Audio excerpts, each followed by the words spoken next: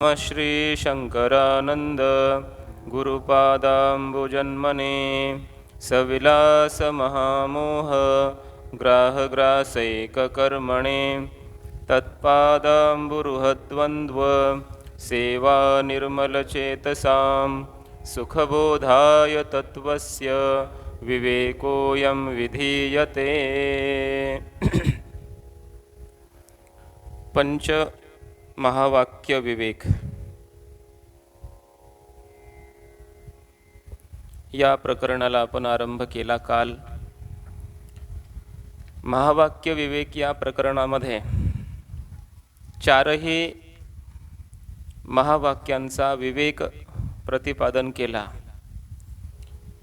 यथार्थ ज्ञान दिलेलं आहे। काल आपण पाहिलं प्रज्ञानम ब्रह्म या महावाक्याचा अर्थ। प्रज्ञान म्हणजे काय? ज्याच्याद्वारा आपण पाहतो, ऐकतो, सुगंध घेतो, सर्व पदार्थ जाणतो, असा जो आपल्या देहामध्ये असलेला देहद्वय साक्षी कूटस्थरूप आत्मा, त्यालाच प्रज्ञान म्हणतात। ब्रह्म म्हणजे काय?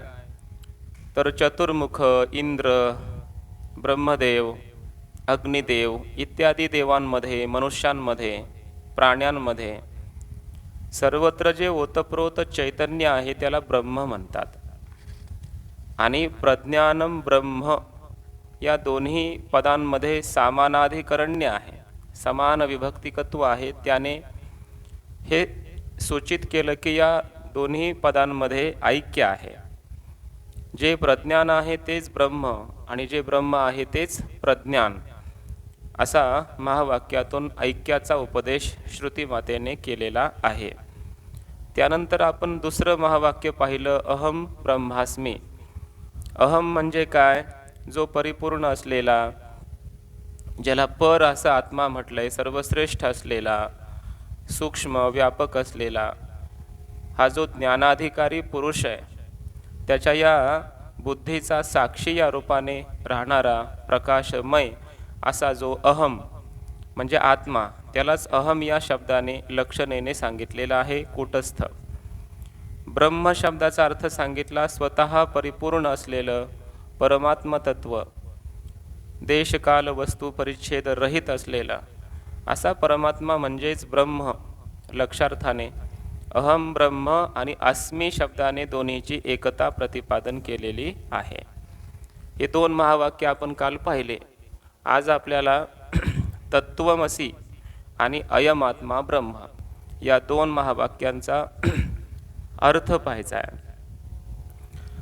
इदानीं छांदोग्य श्रुतिगतस्य तत्त्वमसी इति वाक्यार्थ प्रकाशनाय तत्पद लक्षार्थम आह। इदानीं म्हणजे आता, छांदोग्य श्रुतिगतस्य, सामवेदाचं उपनिषद आहे छांदोग्य उपनिषद।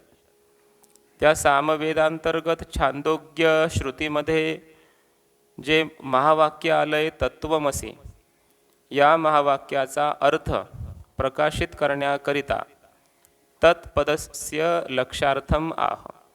तत् या पदाचा लक्ष्यार्थ काय आहे ते ग्रंथकार सांगतायत या 5व्या श्लोकामध्ये। तत् म्हणजे काय? एकमेवाद्वितीयं सन् नामरूप विवर्जितं सृष्टेः पुराधुनाप्यस्य तादृक्त्वं तदितीर्यते। एकमेवाद्वितीयं सन्नामरूप विवर्जितं सृष्टेः पुराधुनाप्यस्य तादृक्त्वं तदितीर्यते। एकम एव अद्वितीयं सन् नामरूप विवर्जितं सृष्टेः पुरा अधुना अपि अस्य तादृक्त्वं तद इति ईर्यते।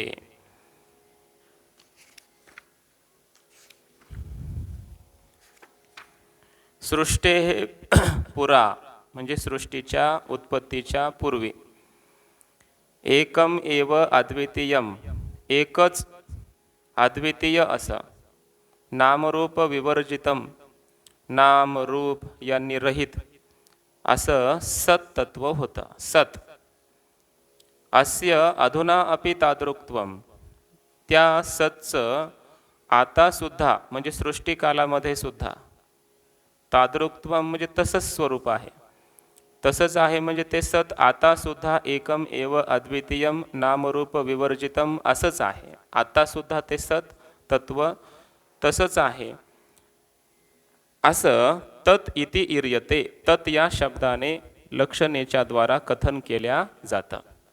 मग तत् शब्दाचा अर्थ नाम हे जगत उत्पन्न होण्याच्या पूर्वी जे सत तत्व होतं, एकमेव अद्वितीय असं होतं, नामरूप रहित होतं, तेच तसंच आता पण आहे. आता जरी नामरूप उत्पन्न झालेली असली तरी ती कल्पित आहेत, म्हणून त्या सत्तत्वाच्या ठिकाणी नामरूप ही सत्य नाहीत, त्यामुळे ती भेद निर्माण करू शकत नाहीत. आता सुद्धा ते सत्तत्व नामरूप रहितच आहे आणि आता सुद्धा दिसणारं हे सगळं जगत भेदमय हे कल्पित आहे, त्यामुळे त्याला ते भेद निर्माण करू शकत नसल्यामुळे आता सुद्धा ते स्वगत सजातीय विजातीय भेद रहितच आहे, एकमेवाद्वितीय असंच आहे, असं समजणं याला म्हणायचं तत् शब्दाचा अर्थ. असं श्रुतीमातेने तत् शब्दाने कथन केलेलं आहे. सदैव सौम्य इदमग्र आसीत एकमेवाद्वितीयम इति वाक्येन सृष्टेः पुरा स्वगतादिभेदशून्यं नामरूपरहितं यत् सद्वस्तु प्रतिपादितम् अस्ति. अस्य सद्वस्तुनः अधुना अपि सृष्टि उत्तरकाले अपि तादृक्त्वं विचारदृष्ट्या तथात्वं तत् इति पदेन इर्यते लक्ष्यते इत्यर्थः. मागे आपण पंचमहाभूत विवेक प्रकरणामध्ये सुरुवातीला या श्रुतीचा अर्थ पाहिला, सदैव सौम्य इदमग्र आसीत. हे संपूर्ण जगत उत्पन्न होण्याच्या पूर्वी सत्स्वरूप होतं. सतच कसं होतं? एकमेव अद्वितीयम असं होतं. या श्रुतीवाक्याने सृष्टी उत्पत्तीच्या पूर्वी जे परब्रह्म सत्तत्व स्वगत सजातीय विजातीय भेदरहित नामरूपरहित असं जे प्रतिपादन केलेलं आहे ते सद्ब्रह्म आता सुद्धा म्हणजे सृष्टिकालामध्ये सुद्धा तसंच आहे. तादृक्त्वम विचारदृष्टीने आपण पाहिलं तर ते ब्रह्म कसं आहे? तसंच आहे असा तत् शब्दाचा अर्थ आहे. तत् म्हणजे नामरूप रहित असलेलं, स्वगतादी भेदरहित असलेलं, सच्चिदानंद घन अद्वय असं असलेलं परब्रह्म असा तत् शब्दाचा अर्थ श्रुतीने लक्षणेने कथन केलेला आहे. समजलं? त्वम पदस्य लक्षार्थमाह. आता यानंतर तत्वमसी या महावाक्यातील तत्पदाचा अर्थ सांगून झाल्यानंतर त्वम तू ब्रह्म आहेस, तू ते आहेस. मग तू म्हणजे काय? त्वम या पदाचा अर्थ काय घ्यायचा, त्याचा लक्षार्थ काय आहे ते ग्रंथकार सांगतायत पुढच्या श्लोकात. श्रोतुर्देहेंद्रियातीतं वस्त्वत्रत्वं पदेरितं एकता ग्राह्यते सीति तदैक्यमनुभूयताम्. श्रोतुर्देहेंद्रियातीतं वस्त्वत्रत्वं पदेरितं एकता ग्राह्यते सीति तदैक्यमनुभूयताम्. श्रोतुः देहेन्द्रियातीतं वस्तुवत्रत्वं पदे पदे त्वं पद ईरितम् एकता ग्राह्यते असि इति तद ऐक्यम अनुभूयताम्. श्रोतुः देहेन्द्रियातीतं, तर ये महावाक्य श्रवण करणारा जो साधक आहे त्या साधकाच्या श्रोत्याच्या देह इंद्रिय यांच्याहून अतीत असलेली वस्तू म्हणजेच आत्मवस्तू. अत्र म्हणजे या महावाक्यामध्ये त्वम पद इरितम म्हणजे त्वम पदेन इरितम, त्वम या पदाने कथन केलेली आहे. महावाक्य ऐकणारा जो विद्येचा ज्ञानाचा अधिकारी पुरुष आहे त्या पुरुषाच्या देह इंद्रिय मन बुद्धी प्राण यांच्याहून अतीत असलेली या सर्वांचा साक्षी द्रष्टा असलेली जी आत्मवस्तू कुटस्थ साक्षी त्यालाच त्वम या पदाने लक्षणेने कथन केलेलं आहे. असी इति एकता ग्राह्यते आणि तत्त्वम असी, असी या पदाने काय सांगितलंय? एकता ग्रहण केली जाते. तत् जे आहे तेच त्वम आहे, त्वम तत् असी, तू ते आहेस, ते तू आहेस. असी आहेस या शब्दाने एकता ग्रहण केली जाते. शेवटी अर्थ काय सिद्ध होतो? तद ऐक्यम अनुभूयताम. तत् आणि त्वम या दोन पदांच्या अर्थामध्ये जे ऐक्य आहे त्या ऐक्याचा अनुभव घ्यावा. श्रोतुः श्रवणादि अनुष्ठानेन महावाक्यार्थ प्रतिपत्तुः देहेन्द्रियातीतं देहेन्द्रिय उपलक्षित स्थूलादि शरीरत्रय साक्षितया तद्विलक्षणं वस्तु सद्वस्तु एव त्वं पद ईरितं वाक्यगतेन त्वम इति पदेन लक्षितम इत्यर्थः. श्रवण मनन निधिध्यासन इत्यादी अनुष्ठानाच्या द्वारा महावाक्याचा अर्थ मला समजावा अशी इच्छा असलेला जो श्रोता साधक त्याच्या देह इंद्रिय इत्यादी म्हणजे स्थूल सूक्ष्म शरीरत्रय तिन्ही कारण शरीर वगैरे ह्या तिन्ही शरीरांचा साक्षी या रूपाने या तिन्ही देहाहून भिन्न असलेली जी आत्मवस्तू सद्वस्तू ती त्वम पदेन या महावाक्यातील त्वम या पदाने लक्षणेने कथन केलेले आहे. तिन्ही देहाचा साक्षी, पंचकोशाचा साक्षी, देह इंद्रिय मन बुद्धी सर्वांचा साक्षी द्रष्टा या सर्वाहून भिन्न असलेला, अद्वय असलेला, पर असलेला, आत्मा असलेला त्याला त्वम या पदाने सांगितलेलं आहे. एतद वाक्यस्थेन असे इति पदेन तत्वम पद सामानाधिकरण्य लब्धम पदार्थद्वयैक्य शिष्यम प्रते प्रत्यायते इत्याह. एतद वाक्यस्थेन तत्वमसी या महावाक्यामध्ये असलेल्या असी या पदाच्या द्वारा तत् आणि त्वम या दोन पदामध्ये सामानाधिकरण्य, तत्पदाचा पण प्रथमा विभक्ती एक वचन आहे, त्वम प्रथमा विभक्ती एक वचन आहे, तत्त्वम हे सामानाधिकरण्य झालं. सामानाधिकरण्य म्हटलं की त्यामुळे काय आपलं सिद्ध होतं? ऐक्य सिद्ध होतं. म्हणून सामानाधिकरण्येन लब्धम सिद्धम काय? पदार्थद्वय ऐक्यम, दोन्ही पदांच्या अर्थामधील ऐक्य. शिष्यम प्रति प्रत्यायते इत्याह, शिष्यासाठी त्याचं ज्ञान करून दिलं जात आहे असी या पदाच्या द्वारा की जे तत् आहे तेच त्वम आहे, म्हणजे तू आहेस, आणि जे तू आहेस तेच काय आहे? तत् आहे.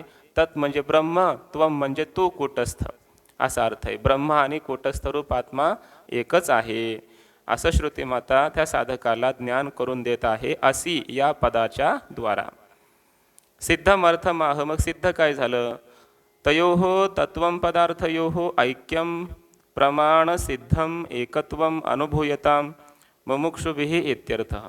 सिद्ध अर्थ हा झाला की मुमुक्षूंनी तत् आणि त्वम या दोन पदार्थांच्या एकतेचा की जे प्रमाणाने सिद्ध आहे, महावाक्य म्हणजे हे शब्द प्रमाण आहे, प्रमाणाने सिद्ध होणारं हे जीव आणि ब्रह्माचं ऐक्य अनुभवावं, अर्थात त्याचा दृढ निसंदिग्ध असा साक्षात्कार करून घ्यावा, अपरोक्ष ज्ञान प्राप्त करून घ्यावं. क्रमप्राप्तस्य अथर्वण वेदगतस्य अयमात्मा ब्रह्म इति वाक्यस्य अर्थम व्याचिकीर्षुः आदौ अयमात्मा इति पदद्वयेन विवक्षितम अर्थम क्रमेण दर्शयते. आता क्रमाने प्राप्त आहे शेवटचं महावाक्य की जे अथर्वण वेदामध्ये आलेलं आहे, मांडूक्य उपनिषदामध्ये आलेलं आहे, अयमात्मा ब्रह्म.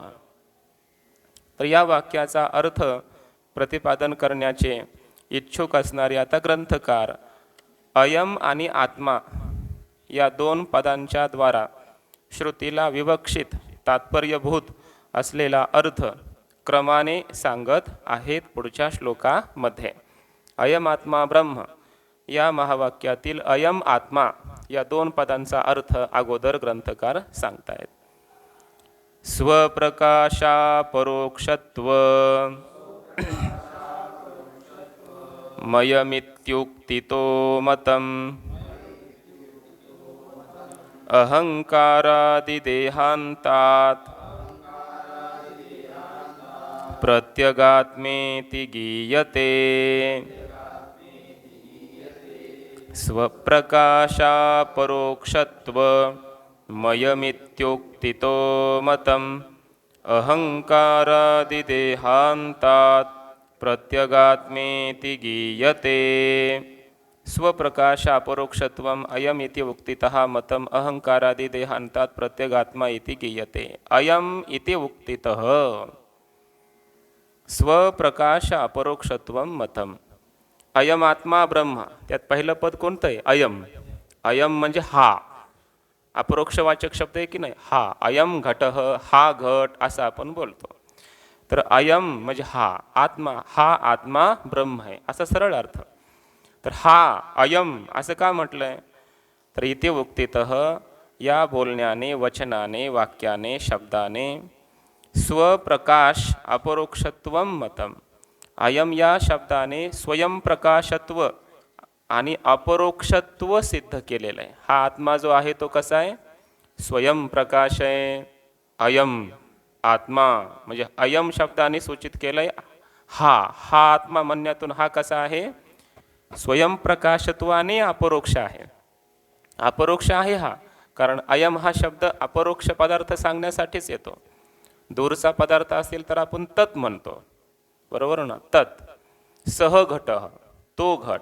पण जवळ अपरोक्ष इंद्रियांना विषय होत असेल, जवळ अपरोक्ष ज्ञानाचा विषय होत असेल तर अयम घट.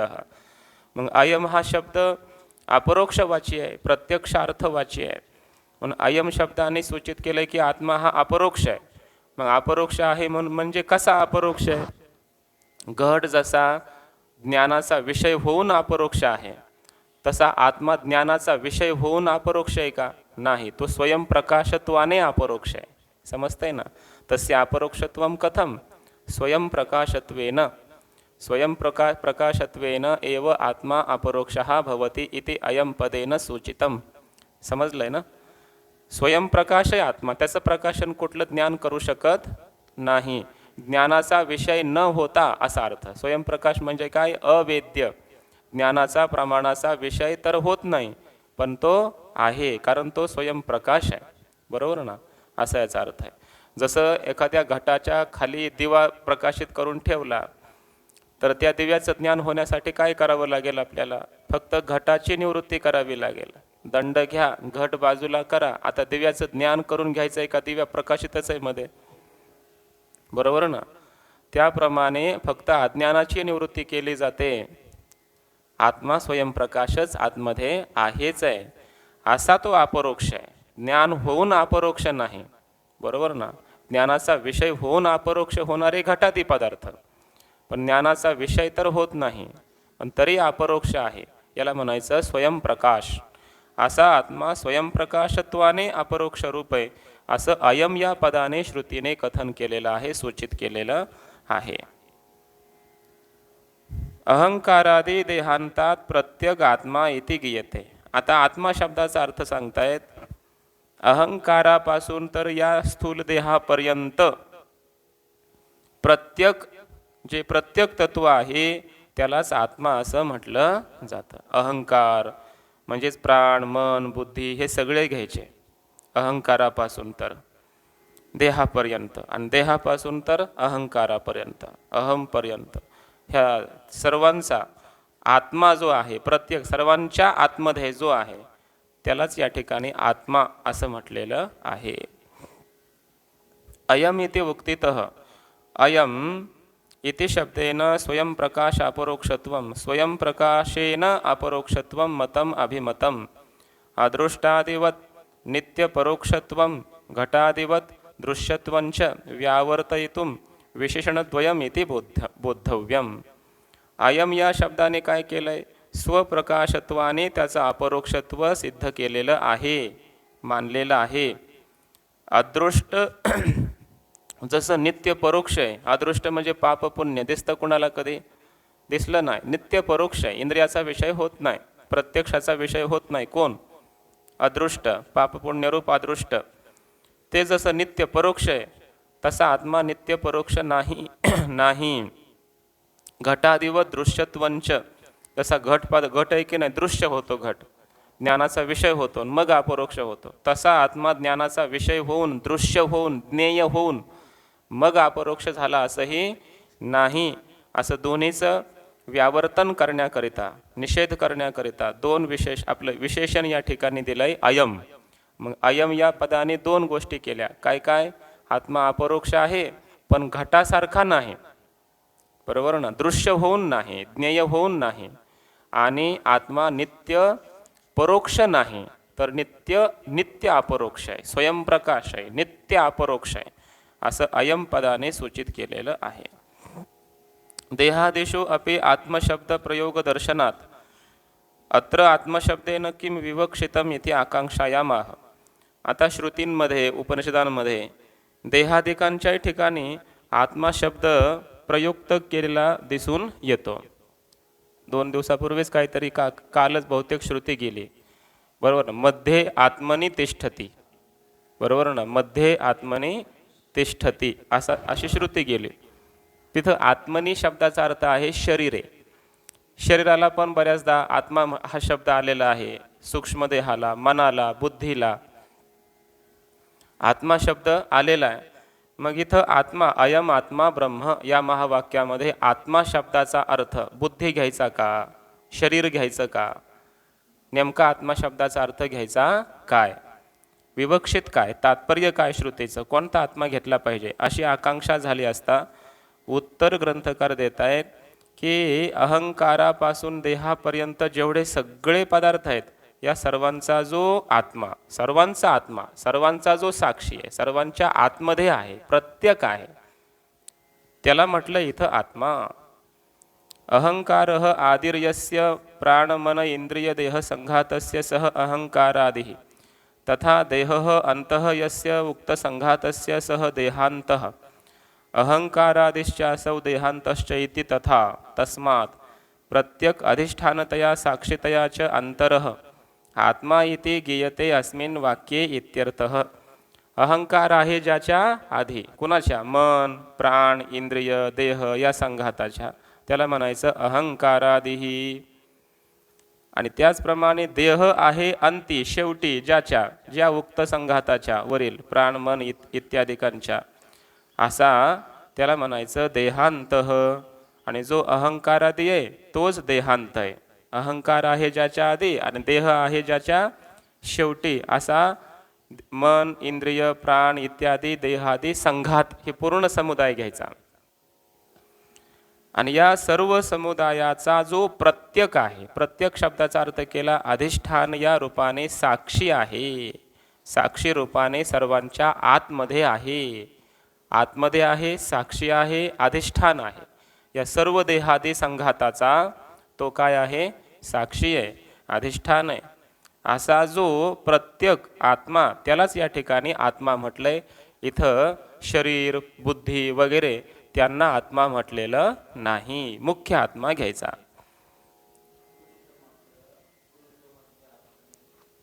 अंगुष्ठ मात्र पुरुषो मध्ये आत्मनी तिष्ठती.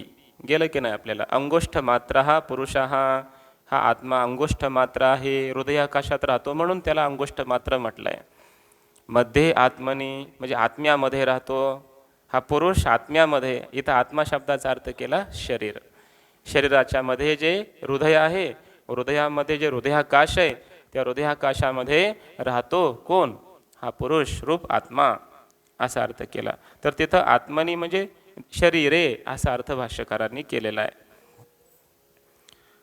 आता पूर्वपक्षी म्हणतो, म्हणजे बघा, अयम आत्मा शब्दाचा अर्थ काय झाला? अयम म्हणजे नित्य अपरोक्ष, स्वयंप्रकाशत्वाने अपरोक्ष रूप असलेला असा आत्मा. आत्मा म्हणजे या सर्वांचा साक्षी, द्रष्टा, कूटस्थ असा आत्मा, असा अयम आत्मा या शब्दाचा अर्थ झाला. आता अयम आत्मा ब्रह्म.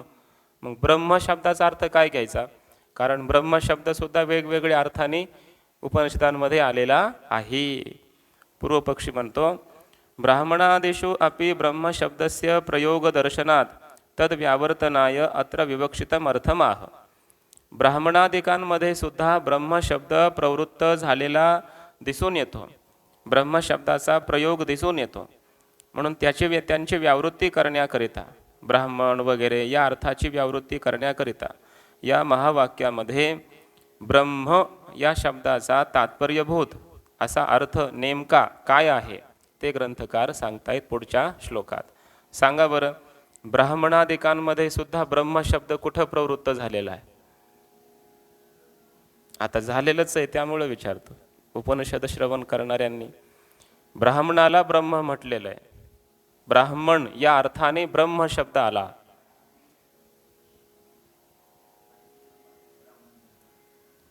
अतिथी रूपाने तिथं ब्रह्म शब्द नाही ना आला. ब्रह्म शब्द आलाय तिथं, त्याचा अर्थ काय आहे? ब्राह्मण.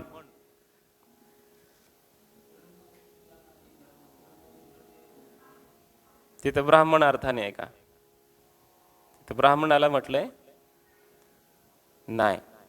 गेलं ना आपल्याला ह्याच्यामध्येच, याच उपनिषदात गेलं पाठीमागे कठोपनिषदामध्ये. यस्य ब्रह्मच क्षत्रंच उभे भवत ओदनः. गेला की नाही मंत्र? यस्य ब्रह्मच क्षत्रंच उभे भवत. ब्रह्म म्हणजे ब्राह्मण, क्षत्र म्हणजे क्षत्रिय.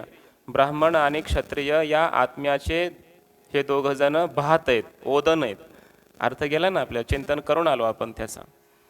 तिथं ब्रह्म शब्दाचा अर्थ ब्राह्मण असा केलेला आहे.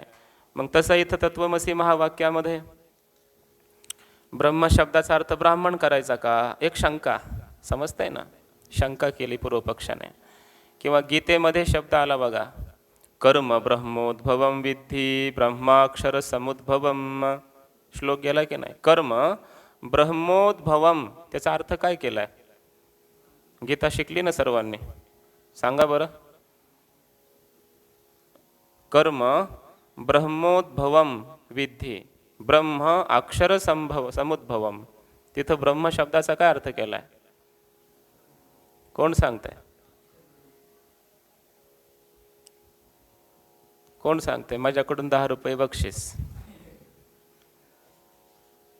कोण सांगतंय?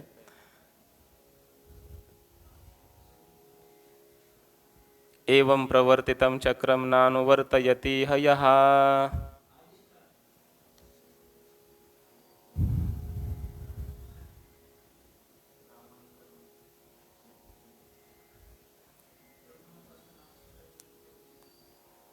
कर्म ब्रह्मोद्भवम. बरं अर्थ सांगतो चला. कर्म ब्रह्मापासून उत्पन्न झालं आणि ब्रह्म अक्षरापासून उत्पन्न झालं, असं त्याचा सरळ अर्थ आहे. सरळ अर्थ तरी सांगितला ना आता. कर्म ब्रह्मोद्भवम ब्रह्मणः उद्भवम.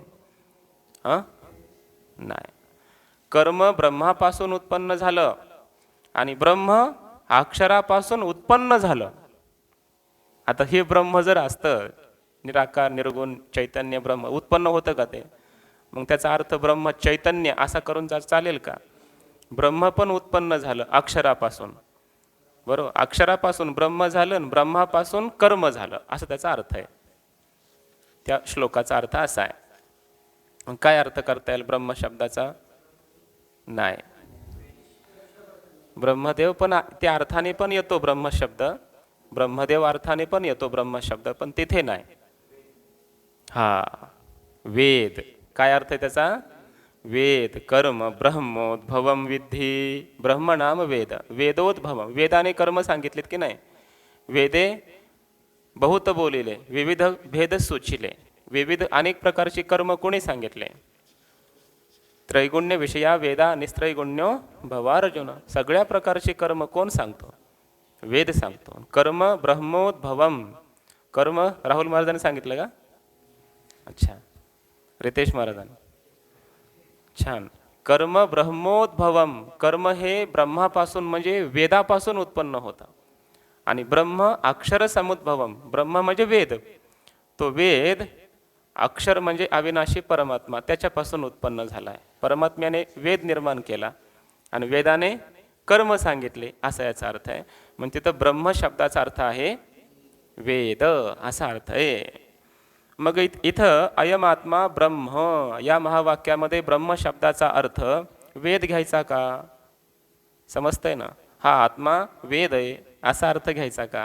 का ब्रह्म शब्दाचा अर्थ ब्राह्मण असा घ्यायचा? यस्य ब्रह्मच क्षत्रंच उभे भवत ओदनः या श्रुतीच्या प्रामाण्याने ब्रह्म शब्दाचा अर्थ ब्राह्मण घ्यायचा. हा आत्मा ब्राह्मण आहे असा अर्थ करायचा का? नेमका ब्रह्म शब्दाचा ब्रह्मदेव असाही अर्थ केला जातो. समजतंय ना? मग नेमकं काय करायचा, ब्रह्मशब्दाचा अर्थ करायचा काय? तर ग्रंथकार सांगतायत मग त्याचा अर्थ असा आहे, शेवटचा श्लोक. दृश्यमानस्य सर्वस्य जगतस्तत्त्वमीर्यते ब्रह्मशब्देन तद्ब्रह्म स्वप्रकाशात्मरूपकम्. दृश्यमानस्य सर्वस्य जगतस्तत्त्वमीर्यते ब्रह्मशब्देन तद्ब्रह्म स्वप्रकाशात्मरूपकम्. इति श्री पंचदश्यां महावाक्यविवेकः. धन्यवाद.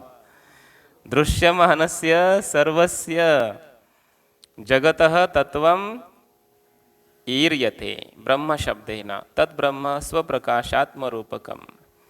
दृश्यमानस्य सर्वस्य जगतः तत्वं ब्रह्मशब्देन ईर्यते. दृश्यमान असणारं, दिसल्या जाणारं, प्रतीतीला येणारं जेवढं काही जगत आहे त्या सर्व जगताचं तत्व, तत्व म्हणजे अधिष्ठान, या संपूर्ण जगताचा बाध झाल्यानंतर जे अवशिष्ट अबाधित चैतन्य राहतं, सर्व बाधावधीभूत असं अधिष्ठानभूत जे सच्चिद आनंद घन चैतन्य तत्व, तेच ब्रह्म या शब्दाने या ठिकाणी श्रुतीने कथन केलेलं आहे. ब्राह्मण, वेद, ब्रह्मदेव असे अर्थ नाहीत. तद्ब्रह्म स्वप्रकाशात्मरूपकम. ते ब्रह्म कसं आहे? स्वयंप्रकाश असा जो आत्मा मागे सांगितला, अयम आत्मा या शब्दाने जो स्वयंप्रकाश रूप पाठीमागे आत्मा सांगितला, तद्रूप आहे. ते आत्म्याशी अभिन्न आहे. कोण? ते ब्रह्म. आत्ता या श्लोकामध्ये सांगितलेलं ब्रह्म मागच्या श्लोकामध्ये सांगितलेल्या आत्म्याहून अभिन्न आहे, एक आहे, असा याचा अर्थ. दृश्यत्वेन मिथ्याभूतस्य सर्वस्य आकाशादेहे जगतः तत्वम. तत्वमचा अर्थ केला अधिष्ठानतया तद्बाधावधित्वेन च पारमार्थिकं सच्चिदानंद लक्षणं यद रूपम अस्ति तद ब्रह्मशब्देन ईर्यते कथ्यते इत्यर्थः. दृश्यत्वेन मिथ्याभूतस्य सर्वस्य आकाशादेहे जगतः. दृश्य असल्यामुळे मिथ्याभूत अशा सर्वच आकाशादी जगताचं जे तत्व आहे, कल्पित अशा, दृश्य अशा, संपूर्ण पंचमहाभूतात्मक अशा संपूर्ण जगताचं जे अधिष्ठानरूप तत्व, तत्व म्हणजे काय? अधिष्ठान या रूपाने या जगताच्या बाधावधित्वेन, बाधाचा अवधी, बाधाची शेवटली मर्यादा या रूपाने, पारमार्थिक म्हणजे काय? सत असलेला, त्रिकालाबाधित असं सत्य स्वरूप असलेलं, म्हणजेच सच्चित आनंद घन अशा स्वरूपाचं जे आहे, यद्रूपम असं ज्याचं स्वरूप आहे, त्याला या ठिकाणी ब्रह्म या शब्दाने कथन केलंय. अर्थात अखिल विश्वाचं, जगताचं, कल्पित विश्वाचं असलेलं अधिष्ठान. समजतंय ना? अधिष्ठान जे सच्चिदानंद घन ब्रह्म चैतन्य सर्वत्र ओतप्रोत आहे, सर्वांचं अधिष्ठान आहे. प्रत्येक वस्तूमध्ये सत आहे की नाही? चित आहे, आनंद आहे, प्रत्येक वस्तूत आहे. त्यालाच म्हटलं जातं ब्रह्म. आणि या वस्तूत तर आहेच, पण वस्तूच्या बाहेरही आहे, जगताच्या बाहेरही निरतिशय व्यापक आहे असं ब्रह्म. शेवटी वाक्यार्थ या तत्वमसी महावाक्याचा अर्थ काय होतो शेवटी ते सांगतायत. यद उक्त लक्षणम ब्रह्म तद स्वप्रकाशात्मरूपम स्वरूपम यस्य तद स्वप्रकाशात्मरूपकम स एव इत्यर्थः. यद उक्त लक्षणम ब्रह्म. आता जे ज्याचं लक्षण वरती सांगितलं असं जे ब्रह्म आहे, अर्थात मिथ्याभूत अशा, दृश्य अशा संपूर्ण जगताचं जे तत्व, अधिष्ठान असं जे ब्रह्म, ते कसं आहे? तर ते स्वप्रकाशात्म रूप आहे, म्हणजे आत्मस्वरूप आहे.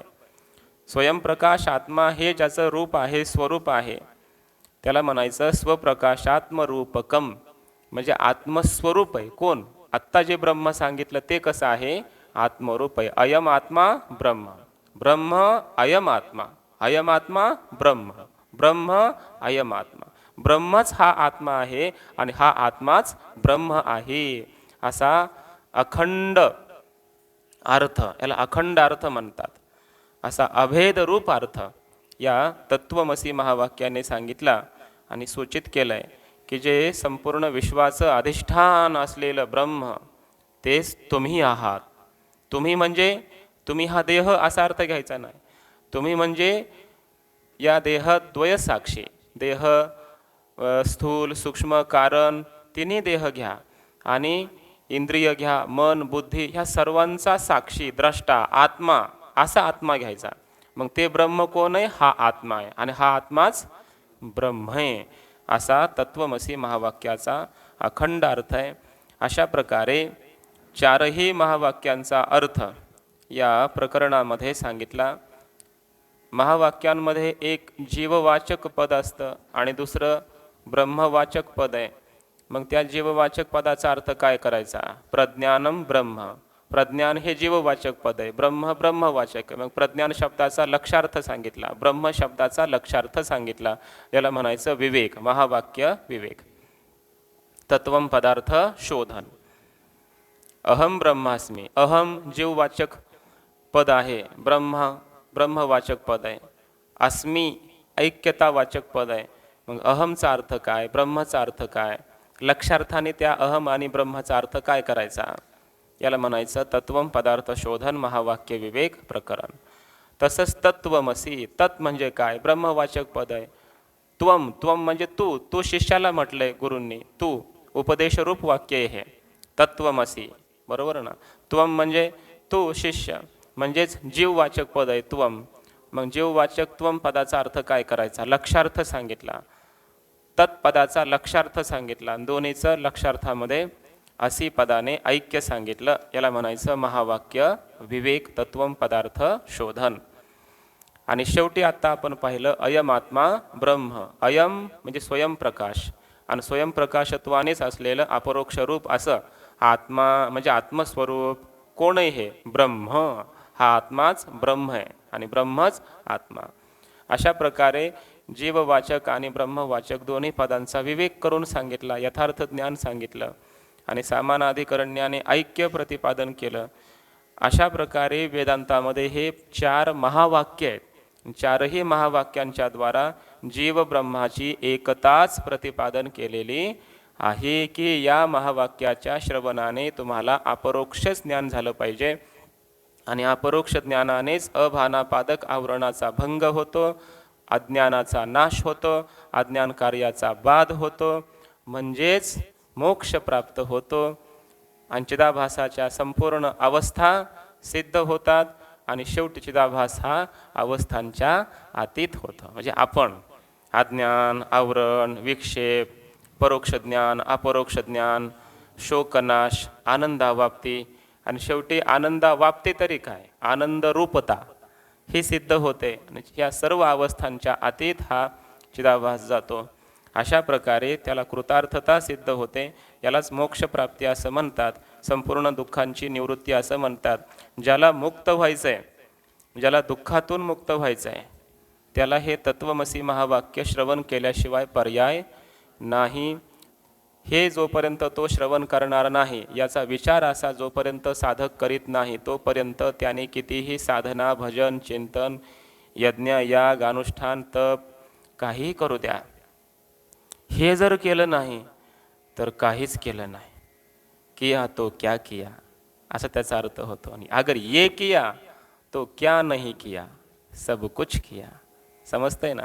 हे जर त्याने केलं तर यस्य ज्ञानमयम तपहा, हे ज्ञान हेच त्याची तपश्चर्या. श्रवण, मनन, निधिध्यासन करणं, तत्वम पदार्थ शोधन करणं, असं चिंतन करणं, हेच त्याची तपश्चर्या, हेच त्याचं ध्यान, हेच त्याचं अनुष्ठान, हाच त्याचा जप, हेच त्याचं नामस्मरण, हेच त्याची प्रदक्षिणा, हेच त्याचं दर्शन, सगळं त्याच्यामध्ये, याच्यामध्ये सगळं अंतर्भूत आहे. हे कुणातच नाही, पण ह्याच्यात सगळं अंतर्भूत होतं. समजतंय ना? सगळं करायचं बाकीचं, पण ते याच्यासाठी करावं, केलं तरी याच्यासाठी करावं. समजतंय? केलं तरी करावं, करू नये हे म्हणण्यात तात्पर्य नाही. करावं पण कशासाठी? वा अधिकार नाही आमचा, कमी पडतोय, पण नंतर मला हेच करायचं आहे बरं का, पण त्यासाठी अगोदर थोडंसं करतो, साधना करतो, काही अनुष्ठानं करतो, नामस्मरण करतो, काही एकांतात जाऊन जप करतो, ध्यान करतो वगैरे. पण ते कशासाठी करायचं? शेवटी हेच ऐकायला बसावं लागेल, श्रवण करावं लागेल, याचा विचार करावा लागेल. कारण हे तुमचं मूळ स्वरूप आहे. आणि जोपर्यंत कोणताही पदार्थ आपल्या मूळ स्वरूपाला प्राप्त होत नाही तोपर्यंत त्याचं गंतव्य संपत नाही, त्याचं प्राप्तव्य संपत नाही. नदीचं मूळ स्वरूप आहे समुद्र. नदी कुठून उत्पन्न झाली? समुद्राचंच बाष्पीभवन होऊन ढग झाले, ढगाचं पाणी आलं, नदी उत्पन्न. नदीचं मूळ स्वरूप आहे आता समुद्र. नदीचा प्रवाह तोपर्यंत थांबत नाही जोपर्यंत समुद्र येत नाही, कारण तिचं मूळ स्वरूप समुद्रच आहे. तसं जीवाची धावाधाव तोपर्यंत थांबणार नाही जोपर्यंत जीवाला आपलं मूळ स्वरूप सापडत नाही. जोपर्यंत तो मूळ स्वरूपाला जात नाही तोपर्यंत जग असंच धावणार, जन्म मरण 84 लक्ष येऊन फिरत राहणार. परमार्थ करणारे सुद्धा ईशावास्यामध्ये सांगितलं, अंधम तमः प्रविशन्ति ये अविद्यामुपासते ततो भूय इव ते तमो ये वो विद्याया गुमरताहा. याचा अर्थ असा आहे, कर्म करत राहतात, शुष्क कर्म करीत राहतात, यज्ञ यागादी तपश्चर्या वगैरे वगैरे कर्म करीत राहतात. पण ज्यांनी हे ब्रह्मज्ञान प्राप्त केलं नाही ते अविद्येच्या अंधारामध्ये प्रवेश करतायत. मग म्हटले, आम्ही तर ध्यान धारणा करतो, उपासना करतोय ना, आमचं काय? उपनिषद सांगतं, तुम्ही तर त्यांच्यापेक्षा जास्त घोर अंधारामध्ये जाता, कारण तुम्ही त्या परमात्म्याला स्वतःहून भिन्न समजता. परमात्मा माझ्याहून भिन्न, आणि त्याची उपासना करता, त्याचं ध्यान करता, चिंतन करता. मी उपासक, मी भक्त, तू देव, ऐशे करी. ऐशे करी ज्या अर्थी तुकोबाराय म्हणतात, याचा अर्थ यांचा अभेद व्हायला लागला आहे, अभेद झालेला आहे, अभेदाचं ज्ञान झालेलं आहे. देव आणि भक्त, देवभक्त दोन्ही एकरूप झाले, हे झालेलं आहे. आणि मग तुकोबारायाची प्रार्थना आहे, असं एक होऊ देऊ नको मला भक्ती करायची, मला काही दिवस तरी भक्त राहू दे, काही दिवस तरी तू देव राहा, मला भक्ती करायची. समजतंय ना? अगोदरच भिन्न असतील तर मग मी भक्त करीन, तो देव करी, हे करी प्रार्थना करायची काय गरज होती? अगोदरच भिन्न आहे भक्त आणि देव. मग अज्ञानातली भाषा अशी असू शकते का? हा त्याचा अर्थ आहे. बरं, देवभक्त एकरूप झालेले आहेत म्हणून तुकोबाराय प्रार्थना करतात, जोपर्यंत किमान आम्ही आहोत इथं मृत्यू लोकात, करू दे ना भक्ती. त्या ऐक्यामध्ये आम्ही राहिलो तर मग काय, भक्ती कशी मला करता येईल? कल्पित भेद राहू दे, मी भक्त तू देव, असा आपल्यामध्ये कल्पित भेद राहू दे काही दिवस. ही प्रार्थना करावी लागते देवाला, तेव्हा ज्ञानोत्तर प्रेम लक्षणा भक्ती प्राप्त होते. हे वारकरी संप्रदायाचं सूत्र आहे. आपल्या ज्ञानानंतर प्रेमलक्षणा भक्ती करायची असेल तर देवाचीच कृपा लागते, म्हणून देवाला प्रार्थना करावी लागते. देवा ज्ञान तर झाले, आता कळालंय देवन भक्त एकच आहेत, पण प्रार्थना एवढी आहे की आता कल्पित द्वैतामध्ये मला भक्तच राहू दे, तू देवच राहा ना, आपली भक्ती अशी राहू दे. ही प्रार्थना केलेली आहे. अज्ञानातल्या आपल्याला म्हणायची गरज आहे का? अज्ञानी लोकांना मी भक्त तू देव ऐशिक, अरे करायची काय गरज आहे? तू असाच आहे, पहिलाच देवाहून भिन्न आहे, स्वतःला भिन्न मानतो, तुझा अभेद झालाच नाही, तू भेदामध्येच आहे, द्वैतामध्येच आहे, तू अज्ञानातच आहे, तुला काय प्रार्थना करायची गरज? आपल्यामध्ये भेद राहू दे. समजतंय ना? अज्ञानातलं बोलणं आहे का हे? नाही. म्हणून तात्पर्यार्थ समजून घ्यायचा. शेवटी सर्वांचं गंतव्य इथं आहे. आम्ही जर उपासना करतोय, भक्ती करतोय, ध्यान धारणा भजन चिंतन जे काही करतोय, हे द्वैत सत्य समजून जर करत असो, मी परमात्म्याहून भिन्न आहे, अन्य हा असौ अन्य हा अहमिती, असं परमात्मा आणि मी भिन्न आहेत, अशा भूमिकेतून, अशा भावनेतून, अशा जाणीवेतून जर तुमची भक्ती होत असेल तर ती भक्ती तुम्हाला भक्त केल्याशिवाय राहत नाही. भक्त म्हणजे काय? विभक्त. अशीच ती तुमच्या ठिकऱ्या ठिकऱ्या करणार, तुम्हाला परमात्म्याशी ती अभिन्न करणार नाही. मजसी अभिन्ना इया सेवा, तो ज्ञानोबराय म्हणतात, अभिन्ना इया सेवा. चित्त मियाची भरेल जे धवा, माझा प्रसाद जाणते धवा संपूर्ण झाला. तेव्हा परमात्म्याची कृपा संपूर्ण झाली असं समजलं पाहिजे, जेव्हा भजन चिंतन करता करता आपण परमात्माच झालो, आपण देवच झालो, त्याच्याहून भिन्न राहिलोच नाही. याला म्हणायचं परमात्म्याचा प्रसाद झाला. आणि जर असं झालं नाही तर मग असंच मरा, द्वैतामध्ये वाद करत बसा, भक्ती श्रेष्ठ की ज्ञान श्रेष्ठ आणि काय श्रेष्ठ, बसा असेच, काहीच तुम्हाला प्राप्त होणार नाही. कारण हे आपल्या वारकरी संप्रदायाचं ज्ञानसूत्र आहे. तुम्हाला परमात्मा आणि मी यांच्या अभेदाचं ज्ञान झालंच पाहिजे, आणि मग जी होते ती खरी भक्ती, मग भक्तीला सुरुवात आहे, असा याचा अर्थ आहे. म्हणून उपासना सुद्धा जाणून असावी, उपासनेच्या बुडाशी ज्ञान असावं, ती खरी उपासना. म्हणून या ठिकाणी या महावाक्यांचा अर्थ अहो ज्ञानोबरायांनी तर पहिल्या ओवीतच महावाक्य सांगितलेलं आहे. पंचदशिकारांनी तरी 5व्या प्रकरणात सांगितलं. समजतंय ना? 5 प्रकरणं झाली, हे 5वं प्रकरण होतं. मग महावाक्य विवेक आला. अगोदर बरचसा मागे विषय होऊन गेला. ज्ञानोबराय तर ओम नमोजी आद्या, ओम स्वरूप आद्य स्वरूप, वेद प्रतिपाद्या, वेदानं ज्याचं प्रतिपादन केलंय असं ब्रह्म. बरोबर. जय जय स्वसंवेद्या, जे स्वसंवेद्य आहे, स्वयंप्रकाश आहे, अवेद्यत्वे सती अपरोक्षत्वम असं स्वयंप्रकाश आहे, त्याचा जय जयकार असतो सर्वत्र. आणि आत्मरूपा, ते जे तत्व आहे तेच आत्मरूप आहे. समजतंय ना? तत्त्वमसी असं जे ब्रह्म, ओम आद्या, वेद प्रतिपाद्या, स्वसंवेद्या, आत्मरूपा, तेच काय आहे? आत्मरूप आहे. पहिल्या ओवीमध्येच ज्ञानोबरायांनी महावाक्य सांगितलेलं आहे. असा याचा अर्थ. हे आपल्या वारकरी संप्रदायातली पहिली ओवी आहे की नाही? पहिली ओवी आहे. हे ज्ञान म्हणजे सूत्र आहेत आपले, हे वारकरी संप्रदायाचे ग्रंथ. ज्ञानोबराय ज्ञानदेवे रचिला पाया, आणि पहिल्या ग्रंथातून, पहिल्या ओवीतून ज्ञानोबराय जर महावाक्य प्रतिपादन करत असतील की ते परब्रह्मच आत्म्याच्या रूपानं, आपल्या रूपानं आहे, तर ज्ञानोबरायांना महावाक्याचाच अर्थ सांगायचा की नाही पुढं पूर्ण ज्ञानेश्वरीमध्ये? तुम्हाला वारंवार हे सूचित करायचं आहे ना की तुम्ही परब्रह्म आहात, तुमच्याहून ते भिन्न नाही, असं ऐक्य सांगायचं आहे. म्हणून आपल्याला अगोदर हे ऐक्य कळालं पाहिजे. मग उपासना करा, नामस्मरण करा, भक्ती करा, मग सगळं खरं आहे तुमचं, मग सगळं खरं आहे. आणि हे न जाणून घेता तुम्ही कितीही काहीही केलं तरी खरं काहीच नाही. मग ते सगळं तुमचं करणं काय? खोटं आहे, असा त्याचा अर्थ आहे. म्हणून आपल्या जीवनामध्ये या महावाक्यांना प्राधान्य असलं पाहिजे. यांचा अर्थ आपल्या अनुभूतीत आलाच पाहिजे. याला आपण महत्त्व दिलं पाहिजे. सगळं जग गौण आहे, माझा संसार, माझे बाकीचे ध्येय, माझे बाकीच्या विषय गौण आहे, पण मला आधी याचा अर्थ कळायला पाहिजे. हे आपल्या जीवनात प्राधान्य असलं पाहिजे, कारण आपलं स्वरूपाचं ज्ञान या प्रकरणामध्ये करून दिलेलं आहे. तर अशा प्रकारे आतापर्यंत आपण 5 प्रकरणं पाहिली. ही 5 प्रकरणं विवेकाची होती. पहिलं प्रकरण कोणतं सांगा बरं? प्रत्येक तत्व विवेक प्रकरण. दुसरं महाभूत विवेक प्रकरण. तिसरं पंचकोश विवेक प्रकरण. चौथं द्वैत विवेक प्रकरण. आणि 5वं महावाक्य विवेक हे प्रकरण झालं. अशी विवेकाची 5 प्रकरणं झाली. विवेक दीप उजळी झालं. आता पुढचे 5 प्रकरण हे दीप प्रकरण आहेत. दीप प्रकरण म्हणजे 10 पर्यंत. आता पुढे प्रत्येकाच्या शेवटी दीप असं नाव असणार. हे 6वं प्रकरण आहे चित्रदीप प्रकरण. पुन्हा पुढे 7वं तृप्तिदीप, पुन्हा कूटस्थ दीप, पुन्हा ध्यानदीप, पुन्हा नाटकदीप. असे 5 प्रकरणं दीप म्हणजे ज्ञान देणारी, दिव्याप्रमाणे ज्ञानाचा प्रकाश आपल्या जीवनामध्ये प्राप्त करून देणारी ही प्रकरणं येणार आहेत. त्यानंतर पुढचे 5 प्रकरणं आनंद प्रकरण आहेत. ब्रह्मानंदे अद्वैतानंद, ब्रह्मानंदे आत्मानंद, ब्रह्मानंदे योगानंद, ब्रह्मानंदे विषयानंद, ब्रह्मानंदे विद्यानंद. असे एकंदरीत 5 आनंदाची प्रकरण आहेत.